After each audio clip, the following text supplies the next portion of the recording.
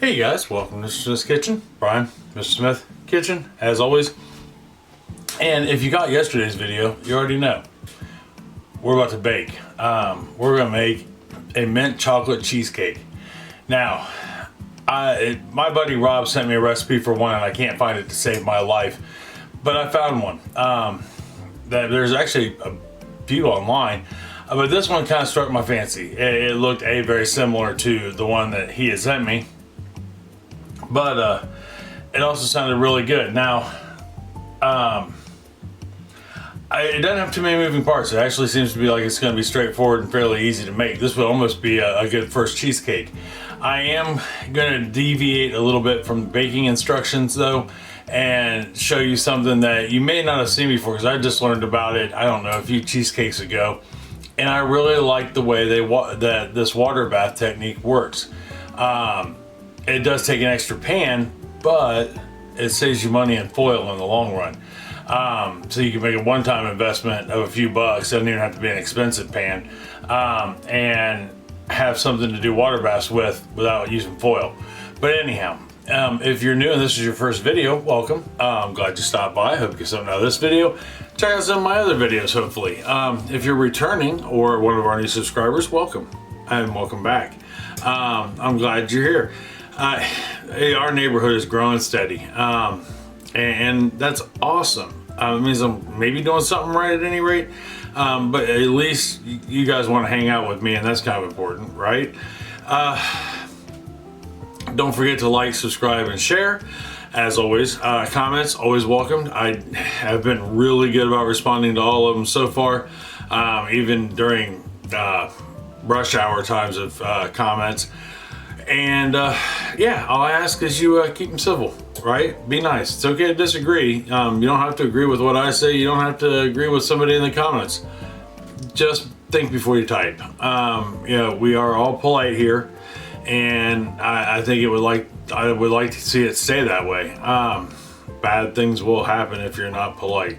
But that being said, I will give you all your measurements in tablespoons, teaspoons, cups. I will also give them to you in grams and milliliters. In my opinion, grams and milliliters are the way to go when baking. It gives you the most accurate amount.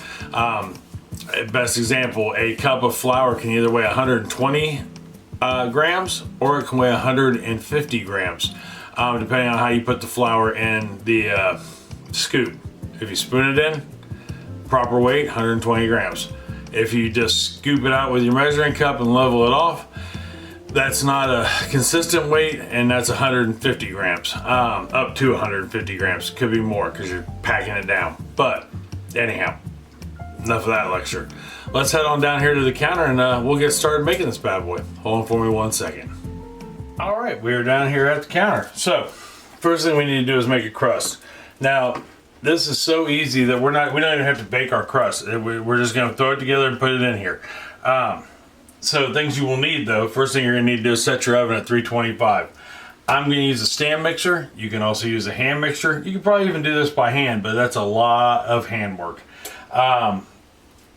You will also need a 9-inch springform pan and at least 1 to 2 bowls, depending on how you're working it. 1 to do your crust in, and 1 to make your cheesecake in. So, and real quick, another thing you want to do before you would prep, if you're not going to try this method right here, which is literally, I have a roasting pan, I have a 10-inch pan, which this fits neatly inside of. I'll put my water in here. That way I don't have to use the foil to do something, to put it in this pan, or to line this pan with. If you're not going to do that, which is okay if you don't, I don't think everybody has a 10-inch pan, I just happen to have a couple, you would want to take aluminum foil and tightly wrap your edges. Wrap it up underneath. That way no water gets in it, right? I recommend using the 16-inch wide foil, the wider foil. You don't want that crease down the center, because what can happen is water can get up in there and you'll still end up with a soggy crust. Now I've had that happen, and I've also had the crust dry out after it gets done baking, but you don't want to take that chance. So I recommend wide foil, which you can use wide foil for anything, and then give it a couple good wrappings. just up to the edge. If I think about it, somewhere in here I'll steal a clip from one of my other videos and show you how that's done. But today I'm just going to use the 10-inch pan. I'm going to set that in there, fill an inch of water around it, and run it that way. With a water bath, the water isn't actually cooking and baking your cheesecake. The water is actually just producing steam in your oven, which kind of slows down the baking process so our cheesecake doesn't crack. That is the whole purpose of a water bath. So, moving on. In our small bowl, I have 10 Oreo cookies, just standard Oreo cookies, not double stuffed, now you could use mint flavored since this is mint chocolate, but I thought that would overdo it a little bit on the mint world because we're gonna put some mint in it. And all I did was take them in my food processor and finally grind them up. Now, if you don't have a food processor, you can use a bag and a mallet, a freezer baggie and a mallet, and just whack them. Which is what I did with these because I didn't need these ones as ground. But either way works. I have, and those 10 Oreo cookies are 115 grams worth of Oreo. Or chocolate sandwich cookie of your choice. I have 2 tablespoons, 28 grams of butter right here melted. We're going to put that in there. And then we are going to throw in 3 tablespoons, 45 grams of just regular old granulated sugar. Same stuff you put in your coffee or your cereal, depending on your age and your needs. And then we're just going to mix this up and make sure all those Oreos get coated with that butter and sugar. And now you can use a spoon for this. You don't have to use your hand. You can even use the food processor. I have had the darndest luck of not getting everything mixed when it comes to the food processor. And I just like the feel of it. I like to play with it. It's like playing with sand. And we're going to do this until I can squeeze it like that and see how it stays clumped. If you could probably put a little more butter in there. I even contemplated it. You'll know if you have too much butter if you squeeze it and butter comes out from between your fingers. And I think we're good to go there. That actually took no time at all. The crust is made. Now all we have to do is get our springform pan. Set it right here. Oven is up to 325, so we're good there. Opening it really quick turns off the thing. And it's important that you preheat your oven. That is for sure. Let it cycle a couple times. That way you know the whole oven is that temperature. And not just right around the thermometer. Alright, so we're going to take our Oreos, put them in our pan, and then I'm just going to use my hand and simply smash it down in there. You want to get it all the way to the edge in a nice even layer. Alright, we got our crust is done. Ta-da! All we have to do, set this aside. Now, I'm actually going to go put this in the fridge real quick and then we'll talk for a second. Be right back. Okay, so the recipe didn't say to put the crust in the fridge or to bake it. You don't want to bake it, it's way too thin. But I want that butter to harden up a little bit. And the reason for that is so when we pour our batter in there, it doesn't move the crust out of the way. With the butter being a little harder, when you put the first little bit of cheesecake batter in there, because it's going to be layered, it'll be cheesecake, those crushed Oreos, more cheesecake. We don't want it to spread out that cheesecake. It'll create a hole the minute you start to pour it in there. So I'll refrigerate it, that way we don't have that problem. Alright, so now in our stand mixer with paddle attachment, if you're using one, very rarely will you ever use a whisk attachment for a cheesecake, but I have seen recipes where it calls for it. We are going to put in 4 blocks, which would be a total of 32 ounces of cream cheese, full fat. You don't want to ever skimp on the fat when it comes to a cheesecake. Remember, if you're making a cheesecake, you're not looking for dietary health. You are looking to have some high calories. But 32 ounces, 4 blocks of cream cheese, room temperature. That's important. This cream cheese has been sitting out for, I know, a good 5-6 hours now. if you can get it to room temperature, it's easier to cream and you don't have to worry so much about lumps. But you want to make sure you cover it with saran wrap or something at any rate to keep the air off of it, or you will dry out. You'll put a skim coat of dry cream cheese on it, and it'll turn like a golden color. So we're just gonna cream this real quick. All right, now that we got our cream cheese on its way to being completely creamed, which this is pretty close. You want a rich, smooth cheesecake. Got to be room temperature. At least 72 degrees. That's what cream cheese is considered at room temperature. 70 is softened, 72 is room temperature. Get that scraped off real quick. Wipe your sides down. Now, we could have just gone ahead and added the next ingredient when we did this, which is sugar, but I don't, only because I want that extra amount of time of it being creamed. So the next thing we're going to add to this is 1 cup, 200 grams of just regular old all-purpose sugar, like we just put in the crust. Now I am going to let this beat at a medium-high speed for about 3 to 5 minutes. I want that to be well incorporated and super smooth. All right, we've been our 3 minutes, and we're gonna give this a good scrape real quick, just to make sure everything is on the up and up. Now here's where you want to start looking, because with cheesecakes, just like room temperature, everything, you want to do a lot of scraping, and that way you constantly know what's going on. Because remember, cheesecakes are smooth, like silk. They're not lumpy. Yes, we don't want any lumps or bumps. This bad boy is as smooth operator, it looks like so far. Yep, no lumps, no bumps. Now, if you've got like little chips of cream cheese in here, I don't see one to show you, because even I'll get them on occasion with all my preparing to not have them. Occasionally you'll see like little chips of cream cheese, and I mean like little chips, like paint chips. Those are fine. Those will bake out. Cream cheese is synonymous for not wanting to melt,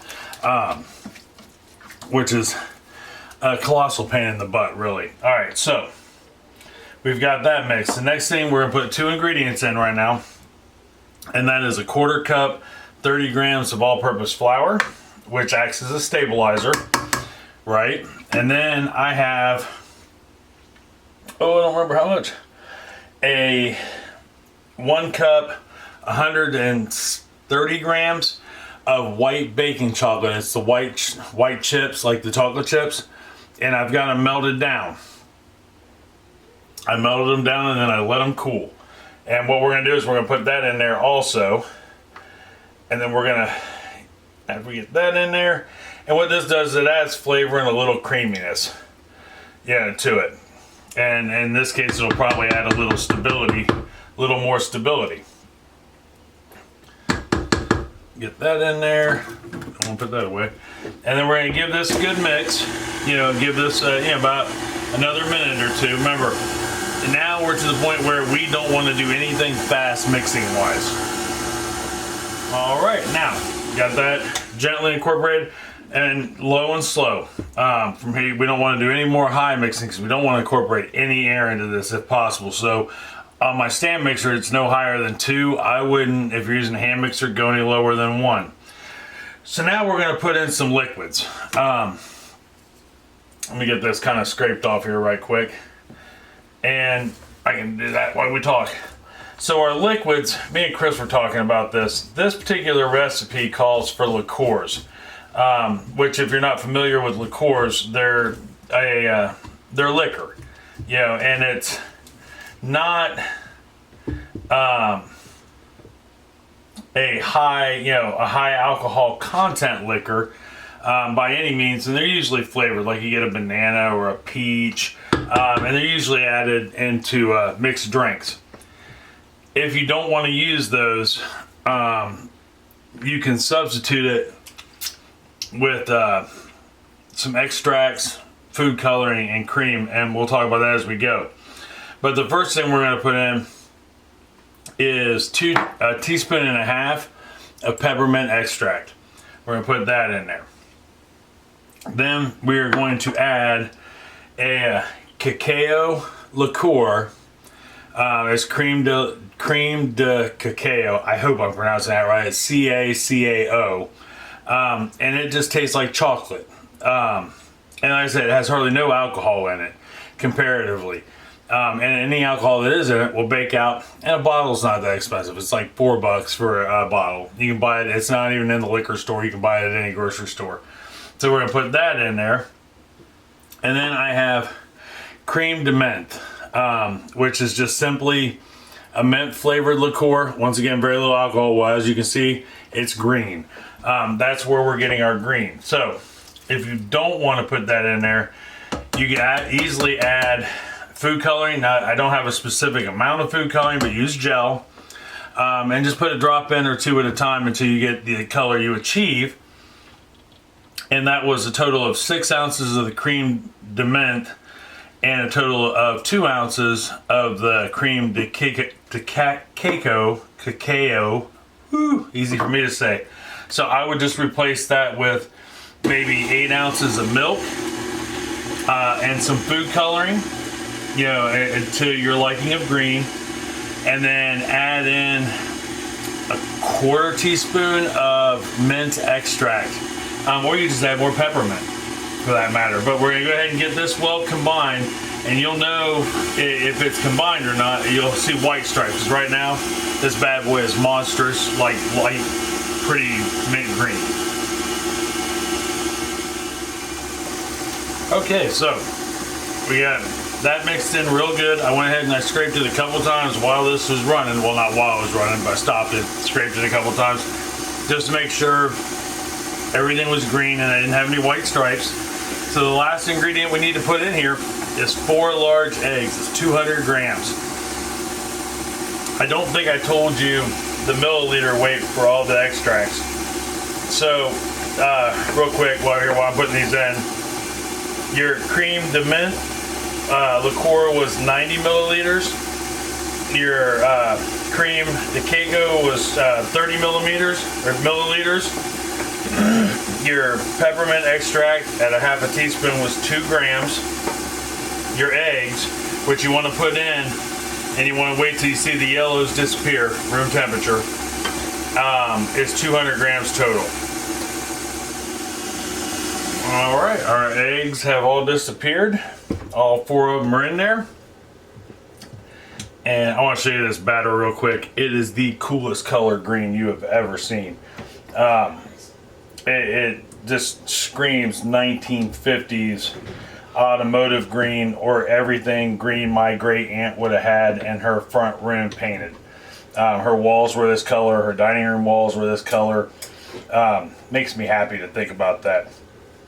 You know, I often think of family that is no longer with me. There we are. All right, we'll give it one more final scrape, I guess. Make sure we don't have anything. We're gonna double, triple, quadruple check. Now you might find, because I found earlier, the white chocolate chips that you use, the baking chips that you use in here, where my bowl was a little cold, it hardened them up a little bit. Don't fret. That's not a big deal. Isn't that the coolest green? They will melt back down as it bakes. All right, so we are done with the stand mixer. Let's go ahead and set it over here for right this second. Put it away in a minute. We're gonna grab our 9-inch pan, as soon as I remember where I put it. Okay, got my 9-inch pan out of the fridge because I'm special. I really could not for the life of me remember where I put that pan. And so what we're gonna do is we're gonna take half of our batter and we're just gonna pour it in here. And like I said, I don't know why I couldn't remember where it was. We wanna put half of it in, right? And we, you know, had that in the fridge so that way the crust didn't separate when we poured that in. You know, that's just one less thing we have to worry about now, or we'd have to worry about.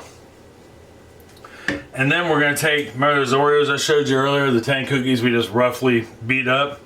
We're going to take these and we're just going to kind of sprinkle it over the top here. Okay, so we've got our layer of cookies on there now, and they're just sprinkled on. Now, if you can pour slowly, which I'm going to attempt to do, you want to just gently pour this over the top of it as to not send your cookies shooting down into the batter below. Or you can take a cup or a spoon and spoon this on. But the idea behind it is to not get those cookies to shoot completely to the bottom. If you have some, that's fine, because then you just have cookies throughout half of it, and it's going to taste good all the same, I believe. Alright, we got that in there. Now our Oreos are nicely entombed in between two layers of what appears to be some wonderful looking cheesecake. Get that smoothed out a little bit. And then, fun part, you get to pick it up and drop it a couple times.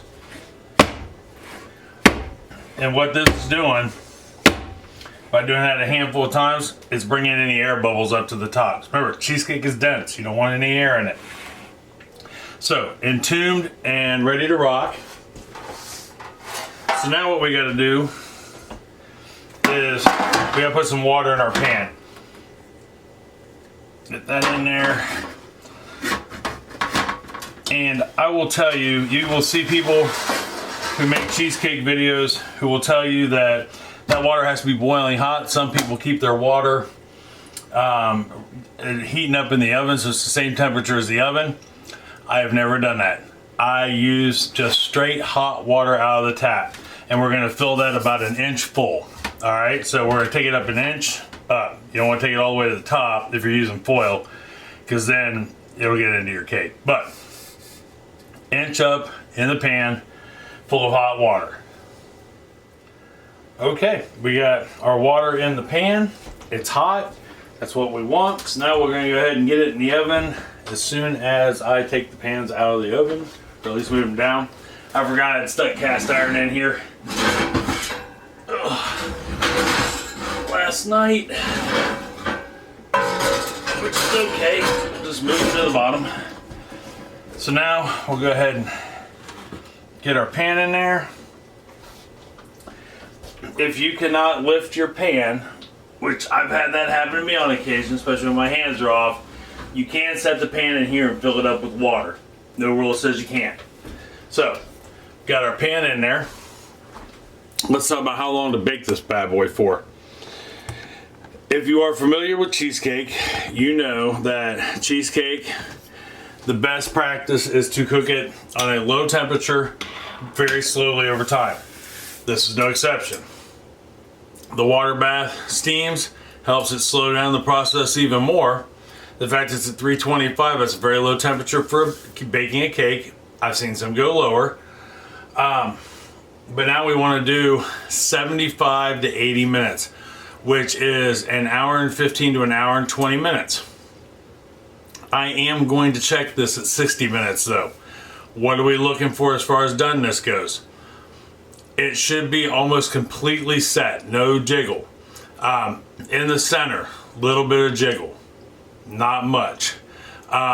It should not really have a wet look at all. So it shouldn't look wet, very little jiggle, and we know we're gonna be good to go. So I'm gonna start with 60 minutes, and then when I come back, we will take a look at it and see if it meets our expectations. All right, I'll see you here in just 1 second. All right, so we just got it out of the oven, and it was weird. So I went to 75 minutes, and what I did was, we wiggled it, right, and it was still a little jigglier than I liked. And so then I went to 80 minutes, and it's set. I mean, as you can see, it's set, right? There's no excess jiggle. It's pretty firm, but I ended up getting some brown spots. And you know what? And that's okay. I even got some cracking on those brown spots where I played with them a little bit right after I pulled it out of the oven. which was just a minute or so ago. So, but what we got to do next, now that we got it set, is we could have done this a couple different ways. I could have turned this on at 75 minutes, cracked the oven door after I turned it off, let it sit in there for 30 minutes. But this particular recipe didn't call for that. What it called for instead was for us to go ahead and take it directly out of the oven and place it on a rack. So, well, here, we'll do this. Oh. So I'm gonna go ahead and take this out and we'll set it on that rack. I'm gonna get rid of this pan here. Okay, so we got it out of the water bath, out of the pan. So what are we gonna do next? We are going to let this sit here for 10 minutes. And when that 10 minutes hits, I'm gonna take an offset spatula, or you can use a knife or whatever. We're gonna go around the edges of it to make sure it releases. Then we're gonna let it cool down to room temperature. After we cool down to room temperature, we're going to put some plastic wrap over the top of this and stick it in the fridge for 6 to 8 hours or overnight, which in my mind is 6 to 8 hours. So when I come back, this will have cooled and we can make our ganache that's gonna go on top and talk about what to do after that. All right, hold on for me 1 second. Okay, next morning, and now we are going to go ahead. I let it cool overnight. I already got it out of the springform pan. It's sitting in the fridge. We'll see it here in a second because I think I'm going to make a change to the crust, but all the same. So the next thing we got to do is make the ganache. So in here I have got 120 grams, 3/4 cups of semi-sweet chocolate chips. Now in this case I have many chocolate chips. In case you can't see there. Yeah, but you can use regular size chocolate chips also, and pretty much any kind you like. You could use milk chocolate, you could use the semi-sweet or the bittersweet, but chips, all the same. 120 grams worth. And then I've got 6 tablespoons of heavy cream, and it's almost a half a cup. You want equal parts, chocolate to cream. So what I need to do now is go ahead and warm this up, and since it's so little and I don't have a pan that small to heat it up on the stovetop, I'm just going to do it in the microwave, and I'll do it in 30-second intervals. If you don't, this will bubble up and boil over. And we want to get this nice and piping hot. Okay, we got our cream. It is nice and piping hot. I waited, it got to boil up, stop, let it settle down, boil up, stop. And it takes about 1.5 minutes on the high end. And so now we're just going to take this and pour it over our chocolate chips, and we're just going to let that sit for a minute. We're not going to mess with it. Okay, so we've let this sit for a couple minutes. Now I have a small spoon. You can use any size spoon or a fork or a knife, but we're going to start in the very center here. See if I can't get you in just a hair closer there. There we go. We're going to start in the center, and we're just going to start to spin until we can see the chocolate start to swirl in the center, and then we'll work our way out. All right, we are nice and smooth, looking good, nice and runny. Now it's warm, but it's not blazing hot. The room temperature of the chocolate chips and stirring it helps bring it down in temperature. And ganache is like one of the most beautiful things ever. It's very versatile. You can let it sit here and cool down, and it'll just turn into a thick, like hot fudge. Or you can put it in the fridge and let it really cool down, and then whip it up, and it becomes a frosting.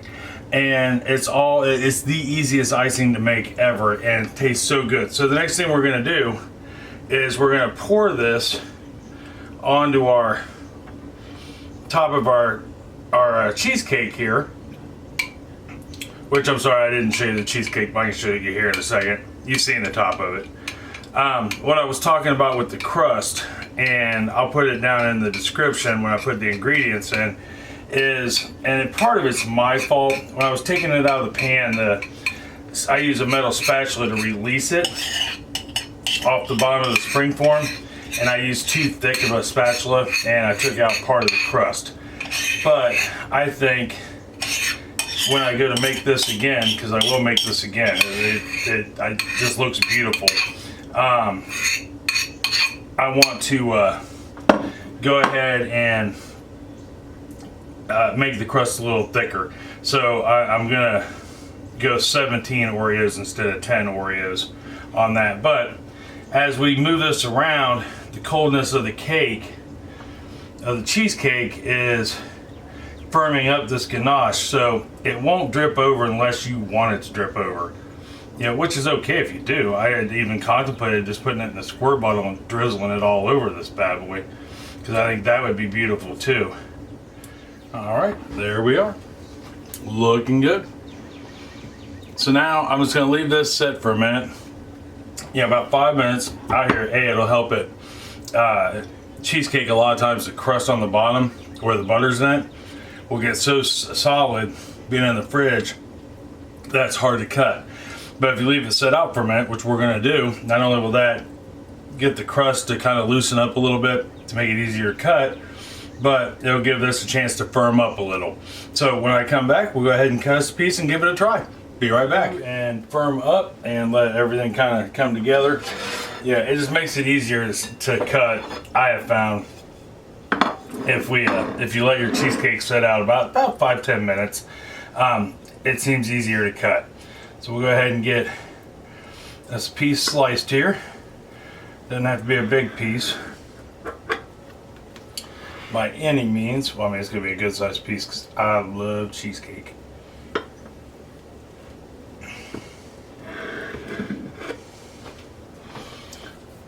There's that.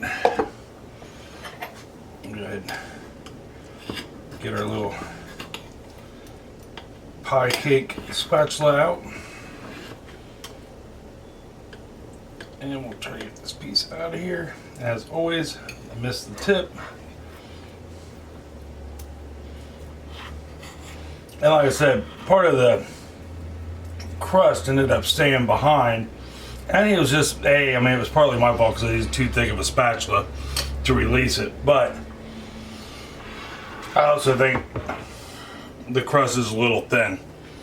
But there is the inside of our cheesecake. Looks absolutely beautiful, I think. Definitely not looking healthy. And there is our piece, minus part of the crust. You're right through here. And it's not like that through the whole piece, or the whole cake. It's just one little section right there, but I figured I'd eat that part. So, I don't need it in there. Now all we gotta do is give her a shot, right? Because I really want to try this. Now, yeah, I suppose if this was any other channel, some professional channel, they would have probably made about 5 of those until they got it just perfect. But I really like the fact that we try recipes for the first time ever together, and we can see what works and what doesn't work. And in this case, we now know we need to add a little more Oreos. So I'm going to say 17 Oreos to the bottom, and go ahead and add 2 more tablespoons of butter. So you're going to add, well, I'm going to say 3 more tablespoons of butter to the existing recipe. Like I said, I'll put it in the ingredients list down below. That way you have a little thicker crust. There's room in that pan to give you a little thicker crust, which will make it a lot more manageable, and that probably won't happen. And I thought it was a little thin going in, but anyhow, point being, let's give this a try.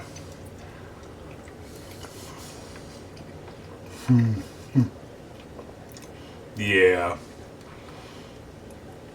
Man, is that good. That tastes just like, I like an Andy's Mint. Wow.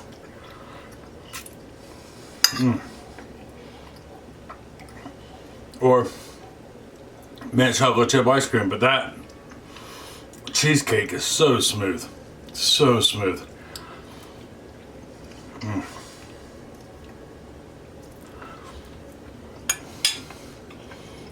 It has such a wonderful mint flavor between the mint that's in the liqueur and the peppermint that's in the from the extract, that's perfect. Absolutely perfect. Give this a try. Not a hard cheesecake to make. You know, like any cheesecake, there's a lot of hurry up and wait, but that is well worth it.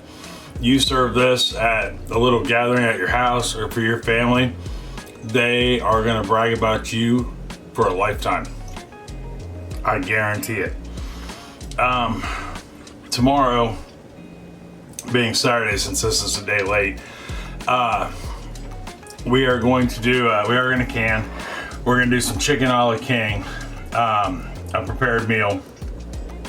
That way, I gotta get some on the shelves, and they're handy to have for twofold. A, if something goes awry, and let's say you don't have power, and you need to cook something up, you know, or have something pretty much ready to go. This would be once again good for camping, things like that. Kind of like the beef and mushrooms last week.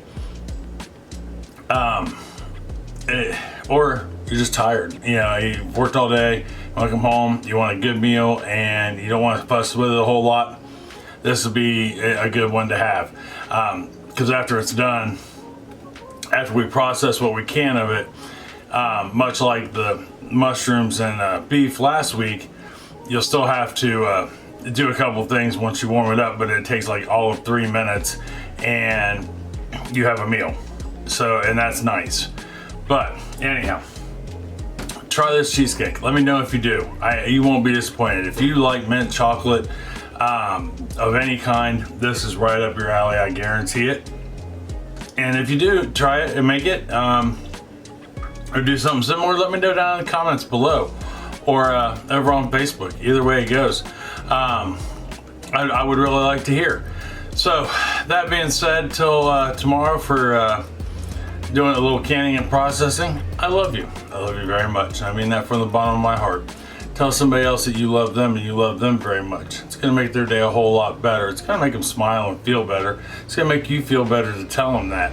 And if you make them one of these chocolate mint cheesecakes, I guarantee they're gonna know that you really do love them. All right, so tomorrow for canning, I love you. I'll see you then. Talk to you later. Bye-bye.